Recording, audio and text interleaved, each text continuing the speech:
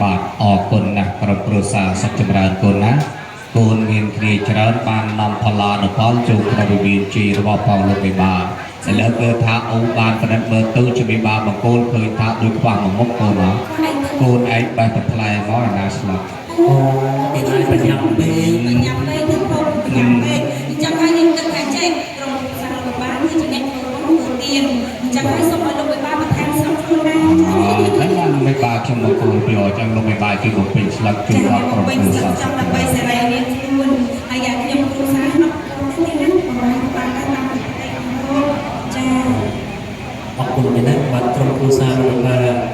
គឺជាមនុស្សសតិវងគេហៅថាមនុស្សទេវតាមនុស្សចាត់គាត់ទេណាគាត់ទេណាបានណាសមាបានធ្វើមិនទេនេះគេហៅថាជាទំនៀមទម្លាប់ប្រពៃណីតាំងពីបុរាណមកគេហៅថាអាំងប៉ាវនេះគឺអាំងជាកម្លោយឲ្យជាកម្លាំងទេបើលោកវិបាកដាក់ច្រើនស្ដីស្ដីកើតមានច្រើនហើយបើលោកវិបាកដាក់តិចនេះខ្ញុំទាំង3នាក់ទាំង4នាក់បានតិចតាមនោះបាទអរគុណទីនេះបានចាត់រៀបរាប់ហើយខ្ញុំក៏សូមជួយពលជួយចេញដំណើរទាំង4ស្បែកគុណពីជួយតែពុទ្ធពលថ្លៃ4សម្រាប់តម្លៃ3សូមរំលឹកបីបានដល់ដែរ